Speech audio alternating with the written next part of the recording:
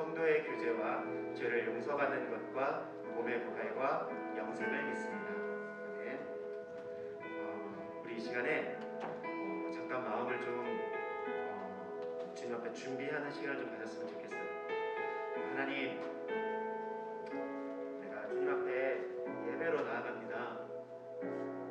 무엇보다도 내가 이 시간에 주님을 경험하기를 원합니다.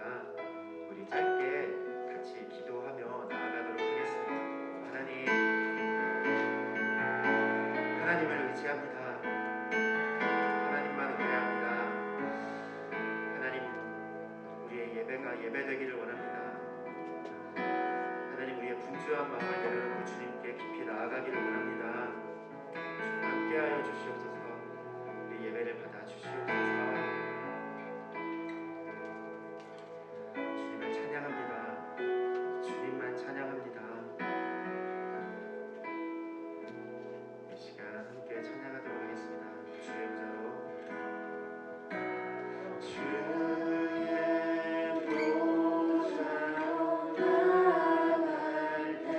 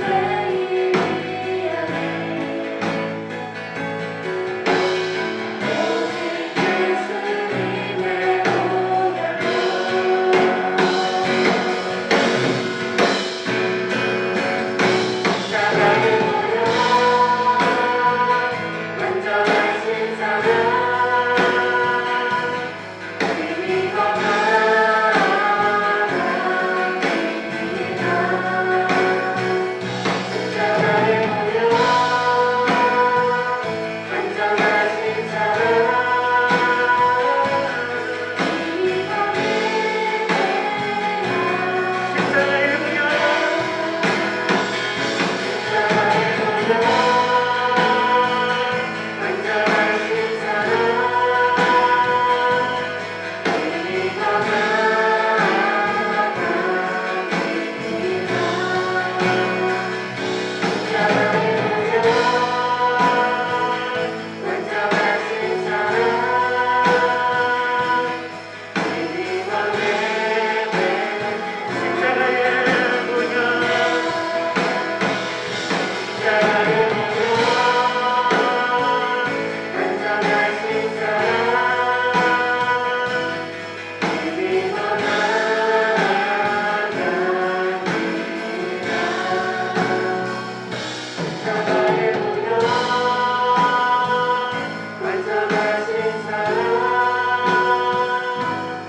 이미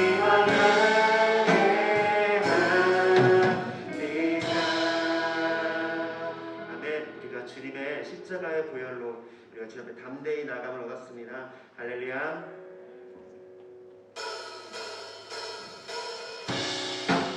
우리 박수하면서 함께 찬양하겠습니다. 주님께서 우리에게 새 힘을 주실 것입니다.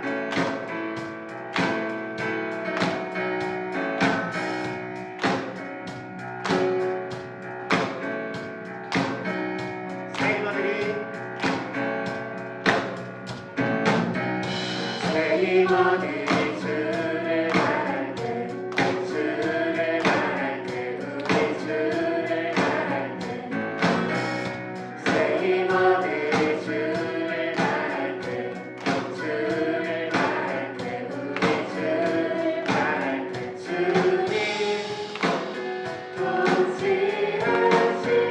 통치하시는 소망 구원 주신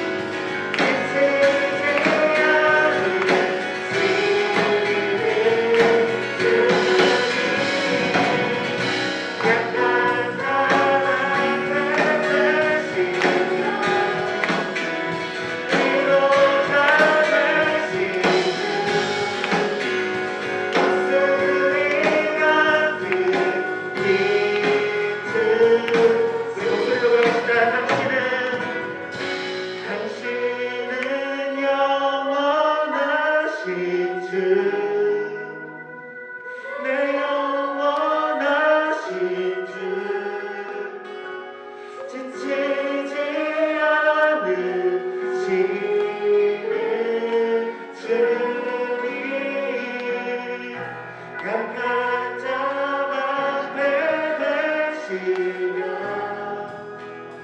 위로자 되시주 독수리 같은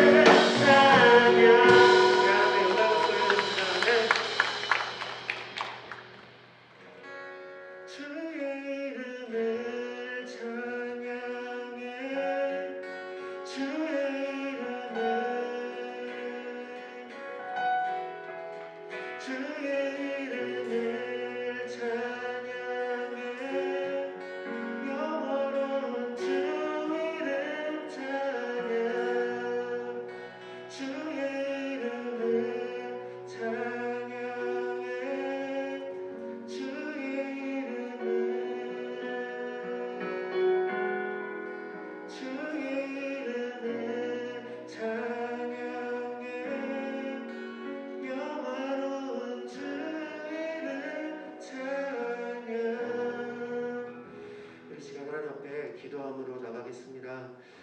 하나님, 이 시간 우리의 예배를 받아주시고 이 시간 우리와 함께하여 주시옵소서. 우리의 마음이 주님 앞에 상달되게 하여 주시고 주님 이곳에 오셔서 우리의 마음을 만져 주시옵소서. 우리 시간 함께 주님 앞에 기도함으로 예배를 나갑시다. 좋으신 하나님 아버지, 깊어가는 가을 고운 단풍옷을 갈아입는 나무들을 보며 때를 따라 이처럼 세상을 아름답게 하시고 또 열매가 가득하게 하시고 감사가 가득한 계절을 주심에 감사합니다. 이 시간 예배의 주인이 되신 주님 앞에 정성을 다해 찬양하고 기도하며 말씀을 듣고자 여기에 모였습니다. 우리의 죄악된 모습들은 십자가 앞에 내려놓게 하시며 정결한 마음으로 먼저 그 나라와 의를 구하는 삶을 살 수 있게 하시며 우리가 모두 하나님의 말씀을 듣고 행하는 자로 세워지길 간절히 바라고 소원합니다. 주님, 온 세계를 뒤덮는 코로나의 짙은 어두움과 공포 앞에서 무엇보다도 먼저 저희들 흔들리지 않는 믿음의 반석 위에 굳건히 세워주시옵소서. 저희들의 생명과 안전이 바이러스가 아닌 오직 주님의 손에 있음을 절대 잃지 않는 담대한 믿음을 주시길 간절히 바랍니다. 삶이 힘들고 괴로울지라도 주어진 삶을 기쁨으로 맞이할 수 있는 용기와 힘을 주셔서 복의 근원이 되는 삶을 살아 세상에 선한 영향력을 끼치며 살게 하소서. 아버지, 우리 고등부를 위해 기도합니다. 이 시대를 책임져야 할 크리스찬 리더들이 이곳에 있습니다. 세상은 참 많은 것으로 우리 아이들을 유혹하고 미혹하며 넘어뜨리게 하는 환경들이 넘쳐납니다. 이런 환경 속에서도 우리 아이들 믿음을 지켜내는 영적인 분별력을 주셔서 세상에 구별된 삶을 선택하며 하나님 말씀 앞에 정의를 지켜 용기 있게 행하게 하소서. 또한 고3 친구들 대학 수시 원서를 놓고 기다리는 친구, 실기를 준비하는 친구, 취업을 준비하는 친구, 정시를 위해 모든 것을 쏟아 준비하는 친구들 분주함과 불안함이 있습니다. 그 친구들에게 주님이 찾아가 주셔서 위로하시고 힘을 주시고 지혜를 주셔서 잘 준비하여 최선을 다할 수 있도록 도와주시옵소서. 그리하여 끝은 주님이 하셨습니다라고 고백되어지는 우리 고등부 학생들이 되게 하소서. 아버지, 또한 사랑하는 선생님들을 위해 기도합니다. 맡겨진 아이들을 위해 기도와 물질을 들여 헌신하는 선생님들, 가정과 사업장과 직장 위에 은혜를 베풀어 주셔서 삶이 행복이며 기쁨이며 소명이 되게 하소서. 이 시간 말씀을 전하시는 사랑하는 박승호 목사님, 영적인 능력의 힘을 부어주시어 말씀을 받는 저희들 영혼의 찔림이 있고 해결과 거룩함이 회복되는 시간이 되며 한 주간의 교제가 되게 하소서. 이곳에 주님의 은총이 넘치는 행복하고 즐거운 기쁨의 예배가 되게 하시며 마치는 시간까지 성령님이 오직 주관하여 주시길 간절히 바라고 원합니다. 감사를 드리며 죄에서 해방시켜 주시고 영원한 생명을 주신 예수님의 이름으로 기도드립니다. 아멘. 할렐루야. 할렐루야. 네, 오늘 함께 말씀 보도록 하겠습니다. 오늘 우리에게 주신 하나님 말씀은 느헤미야 4장 15절에서 20절까지의 말씀입니다. 느헤미야 4장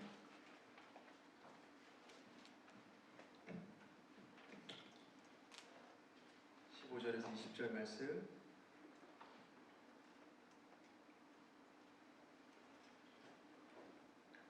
자, 성경책 가져오신 친구들은 성경책 보시면서 그리고 앞에 또 말씀 나오니까요. 앞에 보시면서 함께 보도록 할게요. 제가 한 절 여러분이 한 절 읽도록 하겠습니다. 우리의 대적이 우리가 그들의 의도를 눈치챘다함을 들으니라. 하나님이 그들의 꾀를 패하셨으므로 우리가 다 성에 돌아와서 각각 일하였는데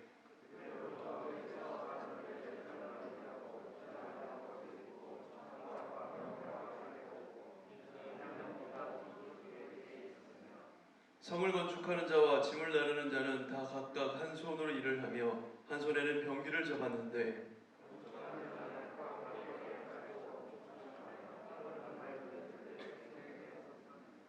내가 귀족들과 민장들과 남은 백성에게 이르기를 이 공사는 크고 넓으므로 우리가 성에서 떨어져 거리가 먼즉 너희는 어디서든지 나팔 소리를 듣거든 그리로 모여서 우리에게로 나아오라. 우리 하나님이 우리를 위하여 싸우시리라 하였느니라.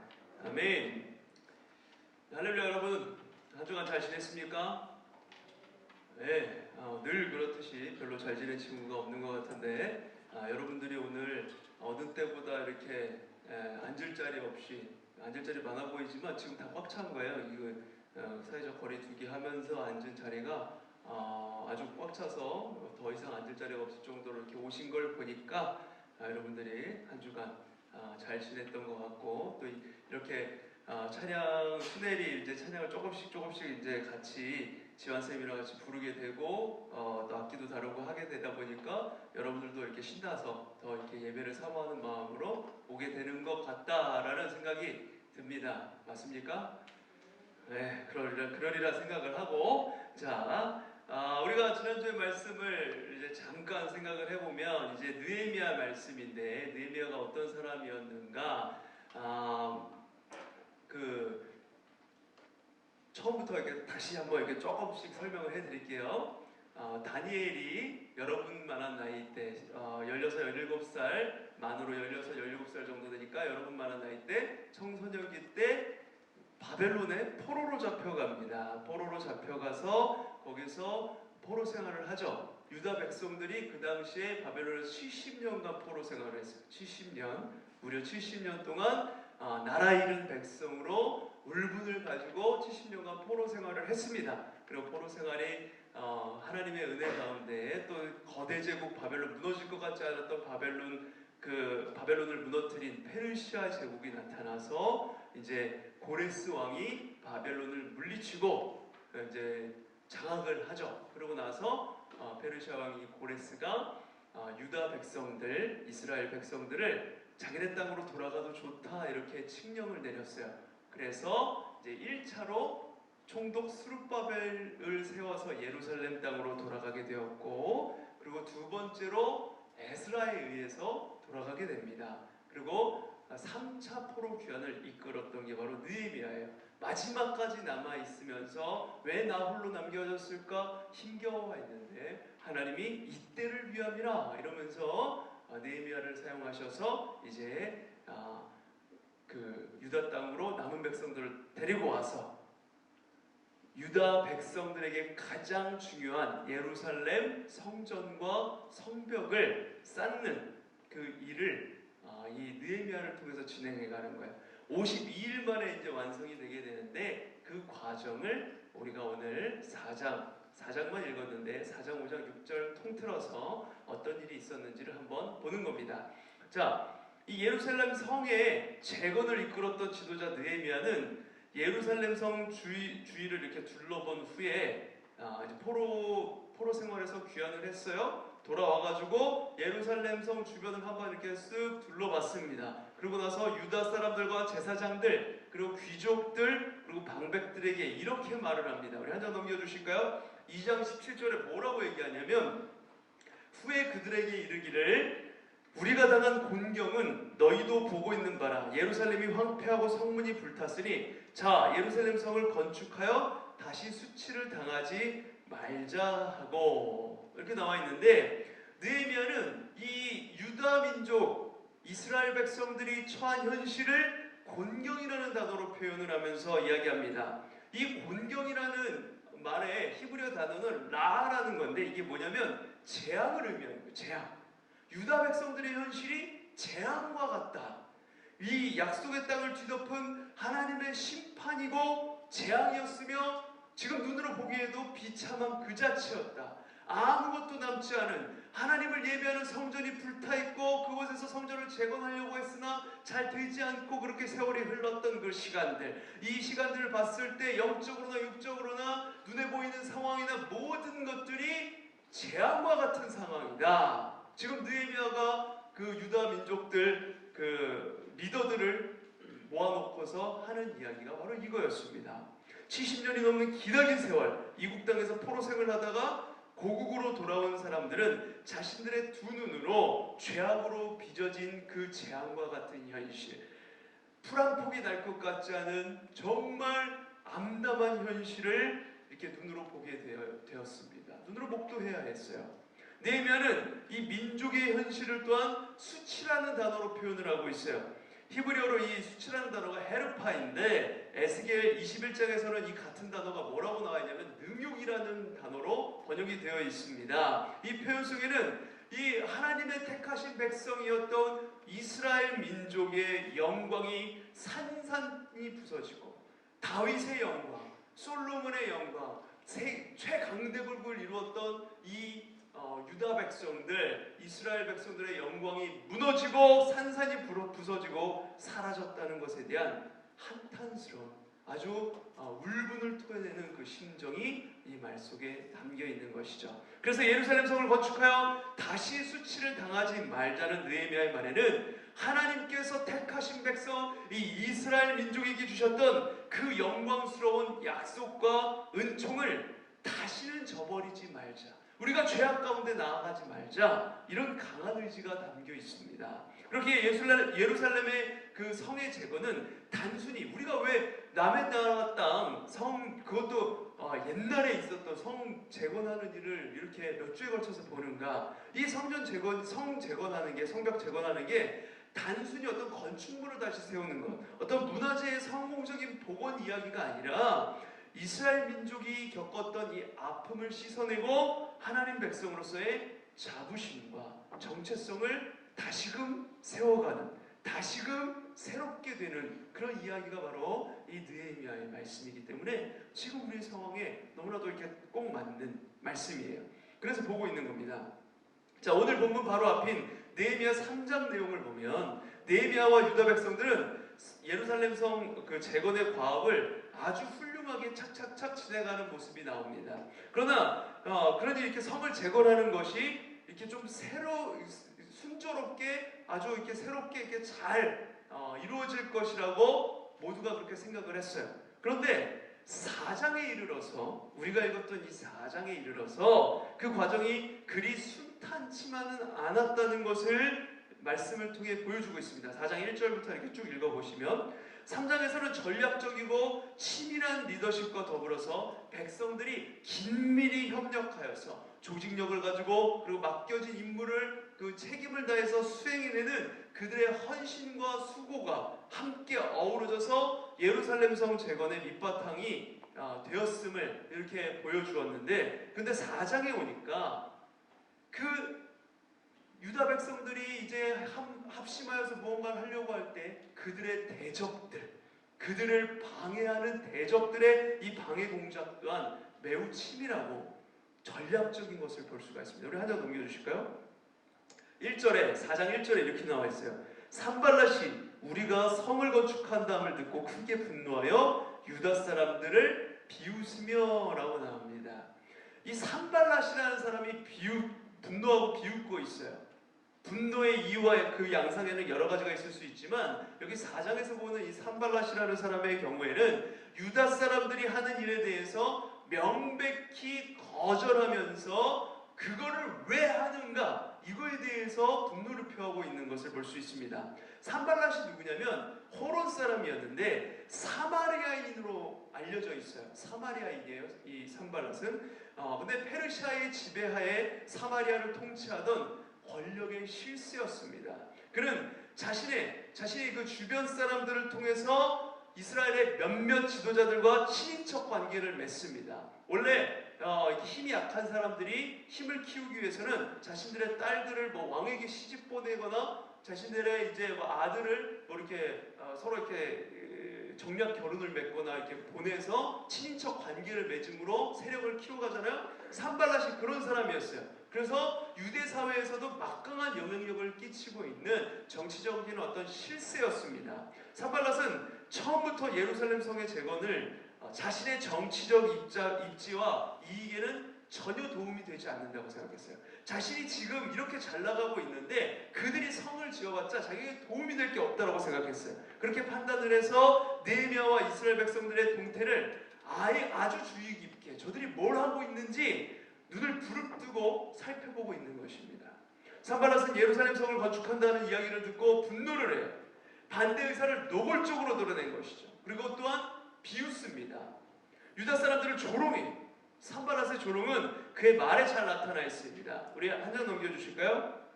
2절에 뒷부분에 나오는 말씀인데 이렇게 이게 좀 비웃는 이야기라서 여러분들과 같이 읽었으면 좋겠지만 별로 같이 읽고 싶지 않은 말씀이라 제가 읽어드릴게요. 미약한 유다 사람들이 하는 일이 무엇인가? 스스로 견고하게 하려는가? 제사를 드리려는가? 하루에 일을 마치려는가? 불탄 돌을 흙 무더기에서 다시 일으키려는가? 이렇게 이야기합니다. 산발랏이 유다 사람들을 위해 향해서 니들이 과연 지금 뭘 할 수 있겠냐? 니들 꼬락서니를 봐라. 니들이 뭐 하기나 하겠냐? 이러면서 조롱을 하고 있는 거예요. 이 조롱은 평가절하에서 시작되어서 그들의 존재와 가치 자체를 인정하지 않는 데까지 연결이 됩니다. 이 미약하다라고 나와 있는 이 표현은 쇠약해져서 아무런 기력이 없다는 의미예요. 야, 듣보잡 같은 너희들이 할 수 있는 게 뭐가 있겠냐? 너희들 돈도 없잖아. 백도 없잖아. 성을 세운다는 것이 가당키나 하겠냐? 너희들이 뭘 하겠어? 이러고 있는 거야. 이 산발랏의 조롱이 무서운 이유는 그 내용이 전혀 터무니없는 어떤 유언비어 같은 이야기가 아니기 때문에 그렇습니다. 전혀 근거 없는 내용이고 막 그냥 약 올리고 있다면 여러분들 그냥 어린애가 와가지고 누나 못생겼어 이러면서 약 올리면 그냥 무시하면 되잖아요. 별거 아니잖아요.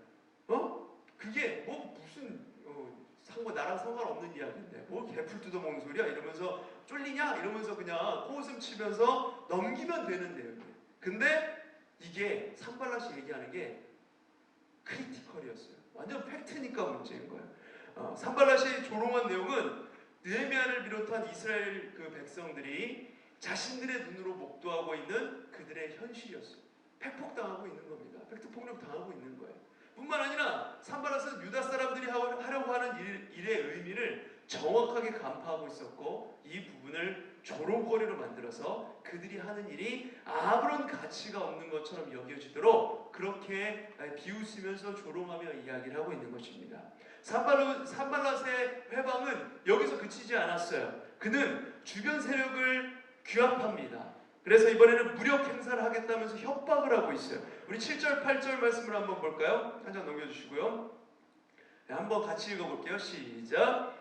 산발랏과 도비아와 아라비아 사람들과 암몬 사람들과 아스돗 사람들이 예루살렘 성이 중수되어 그 허물어진 틈이 메꾸어져 간다 함을 듣고 심히 분노하여 다 함께 꾀하기를 예루살렘으로 가서 치고 그곳을 요란하게 하자 하기로. 네, 산발랏이 규합한 세력들은 한 장 넘겨주세요.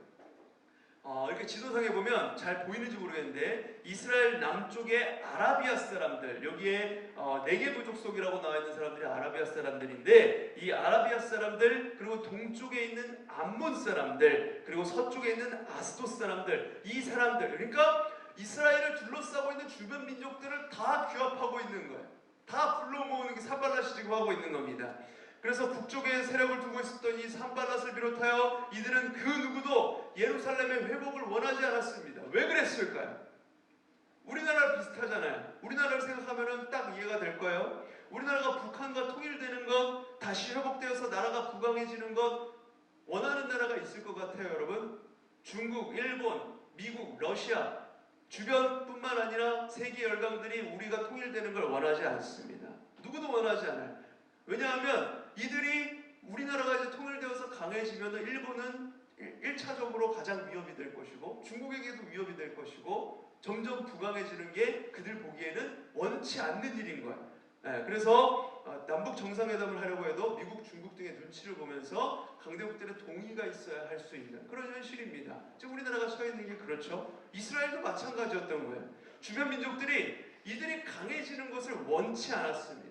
과거에 그렇게 강했던 그 이스라엘을 보았던 사람들이기 때문에 강했던 이스라엘 지금 이렇게 와야 됐는데 이들이 다시 회복되는 걸 원치 않은 거예요.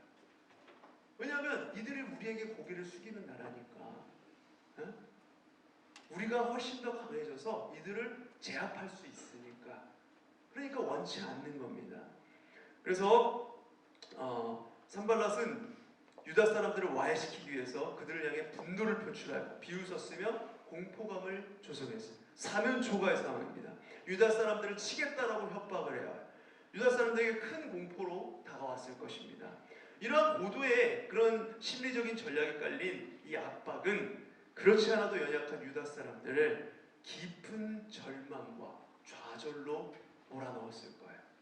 안 그래도 우리가 이제 뭔가를 해보려고 겨우겨우 이제 포로기한 이제 뭐 3번에 걸쳐가지고 오랜 세월이 지나서 이제 무언가 해보려고 하는데 그조차도 좌절감을 계속해서 대적이 산발랏과 주변 민족들이 하기만 해봐라 눈을 부릅뜨고 보면서 협박을 해오니 얼마나 겁이 나고 절망스럽고 좌절되는 그런 상황이었을까요?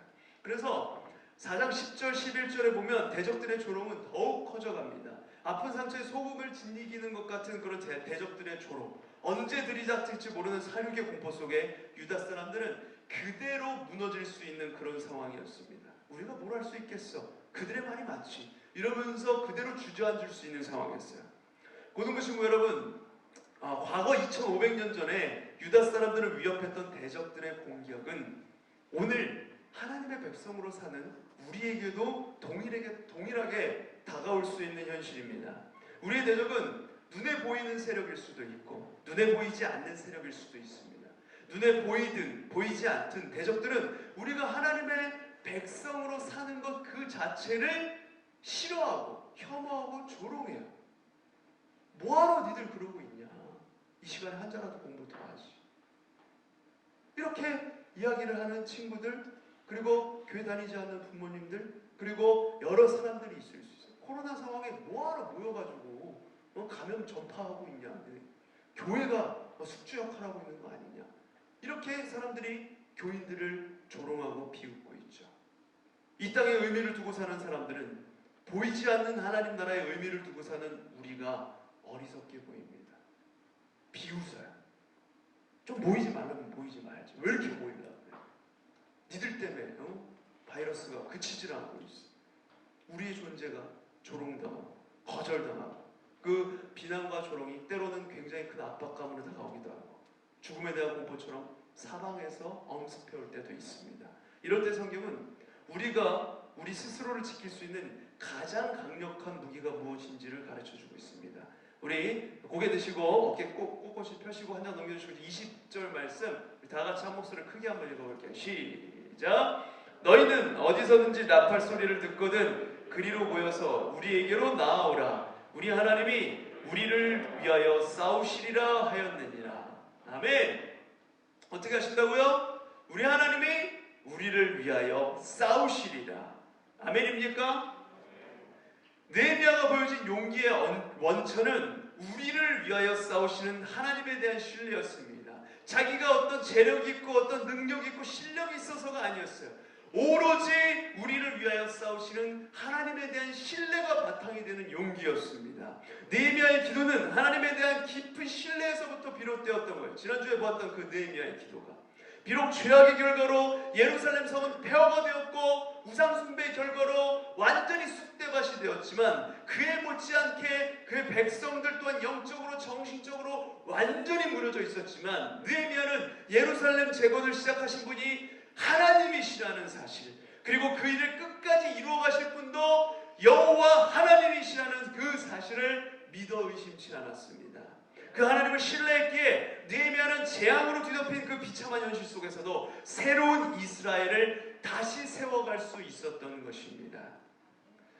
요새 제가 재미있게 보고 있는 드라마가 하나 있어요. 드라마도 좋아해요. TV 잘 많이 보는데 이렇게 틈틈이 보게 되는데 여러분들 혹시 아세요? 스타트업이라는 드라마인데 한 장 넘겨주실까요? 스타트업이라는 드라마인데 스타트업이라는 게 창업한 지 얼마 되지 않은 작은 회사, 이 벤처 기업을 스타트업 기업이라고 하죠.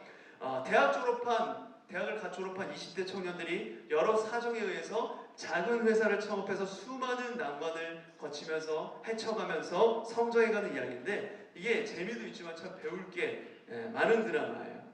절대로 수지가 나와서 보는 건 아닙니다. 극 중에 이 서달미로 나오는 이 수지는 어렸을 때 엄마가 가난한 그 아빠를 저주하면서 돈 많은 남자를 찾아 떠나게 되는데 엄마 아빠 둘 중에 누구를 선택할 거냐라고 했을 때 이 수지는 아빠를 선택해요. 그래서 갖은 고난 가운데 가난한 가운데 살아가게 됩니다. 언니는 엄마를 선택해요. 그래서 대기업 사장의 딸로 부유하게 자라게 돼요. 엄마가 대기업 사장과 이렇게 재혼을 하게 되거든요. 부유하게 자라게 돼요. 그렇게 선택한 아빠는 얼마 지나지 않아서 불의의 사고로 세상을 떠나게 되고 할머니랑 둘이 살아가게 됩니다. 흙수저 중에 흙수저, 되는 일 하나도 없는 그런 흙수저가 되었어요. 대학 졸업하고 변변치 않은 직장에 비정규직으로 다니면서 아무리 성과를 내도 정규직으로 전환될 때 그 윗선에서 여러 가지 이유를 대서 한 번만 더 일해달라 이러면서 올려주지 않고 전환되지 않고 또한 대기업 입사 면접을 보러 가면 떨어지기 일쑤였습니다. 번번이 떨어졌어요. 그렇게 살아가다가 하루는 할머니가 안타까워하면서 그냥 엄마 따라가지 그랬어요. 그랬으면 이 고생 안 하고 마냥 맑은 날만 있었을 거 아니니? 라고 이렇게 이야기를 합니다. 해맑게 웃으면서 이렇게 대답해요. 한 장 넘겨주실까요? 명대사예요. 할머니, 아빠가 그랬어. 마냥 맑은 날이면 세상이 온통 사막이라고. 비도 오고 눈도 오고 해야 땅에서 풀도 나고 이런 만난 귤도 나지. 예, 명대사예요. 이걸 보면서 아멘 나올 뻔했습니다. 예, 드라마를 보다가 아멘이 가끔 나올 때도 있는데 그럴 뻔했어요. 자, 우리는 늘 맑은 날만 가득하길 어려움 하나 없이 내가 하고 싶은 일이 다 되고 하고 싶은 대로 삶이 이루어지길 바랍니다. 그러나 삶이 그렇지가 않아요. 아마 내가 하고 싶은 일을 이루어내는 그런 순간보다 어쩔 수 없이 해야 되는 일, 그 온통 흐리고 비 오고 또 눈 오는 그런 폭풍이 몰아치는 그런 일들이 사방에서 우리를 압박해 올 때가 훨씬 많이 있을 것입니다. 그것이 여러분을 위한 일뿐만 아니라 열심히 교회 봉사하고 교회에서 예배하고 예배자로 살아가겠다라고 다짐했을 때에도 마찬가지로 이런 느헤미야가 성벽 재건의 엄청난 과업을 이스라엘 백성들과 으쌰으쌰해서 해서 하려고 할 때, 하나님을 예배하고자 할 때도 대적들의 방해가 있었던 것처럼 우리에게는 이런 일들이 끊임없이, 비록 우리가 하나님의 일을 열심히 하면서 살아가고자 해도 끊임없이 방해하는 그런 일들이 많이 있을 거예요. 흐린 날과 같은 일들이 굉장히 많이 있을 것입니다. 그런데 맑기만 한다고 좋은 게 아니에요. 비도 오고 눈도 오고 해야 땅에서 식물들이 자라갑니다. 그 난관들을 헤치고 좋은 열매가 맺혀지게 되는 것이죠. 결국 주변 모든 민족들이 위협을 하고 권세자들이 분노하며 성벽 재건을 방해해도 또 이제 5장 6장에 가서 보면은 내부적인 갈등과 다가오는 그 절망감 속에서도 스스로 절망감 때문에 무너질 뻔도 하지만 그 느헤미야와 유다 백성들은 굴하지 않고 목숨 걸고 기도하며 하나님의 사명을 놓지 않고 성벽 짓는 일을 계속하여서, 한 장 넘겨주실까요? 6장에 이르러 52일 만에 예루살렘 성 재건 사역을 드디어 완성하게 됩니다. 사랑하는 우리 고등부 친구 여러분, 우리의 상황이 하나님의 백성으로 살아가기 힘들게 만들고 있습니까? 주변에서 우리를 가만히 두지 않고 있습니까? 교회 잘 다녀서 예수쟁이가 된다고 먹을 걸 주냐, 돈을 주냐, 좋은 대학에 보내주길 하냐, 조롱하는 소리가 가득합니까? 이런 상황 속에서 우리 마음이 위축되어 내면에 있는 연약함과 그런 열등감이 폭발하여서 우리의 존재를 평가절하하고 우리 스스로가 무가치한 존재라고 그렇게 여기고 있으십니까? 여러분, 싸우기를 포기하지 마시길 바랍니다. 비도 오고 눈도 오고 폭풍우도 치고 뭐 하나 되는 것 같지 않은, 제대로 되는 것 같지 않은 그런 상황이 있다고 할지라도 그 가운데 우리와 함께 싸우고 계시는 여호와 하나님의 강한 팔을 놓지 마시길 바랍니다. 주께서 그 주신 비전을 따라 사명을 따라 나아갈 때 결국에는 귀한 열매를 우리 가운데 맺게 하나님께서 이끌어 가실 것입니다. 영원한 승리는 이미 우리에게 주어진 선물이기 때문입니다. 믿으십니까? 이 믿음 가지고 승리하며 나아가는 우리 고등부 친구들 모두가 되시길 간절히 소망합니다.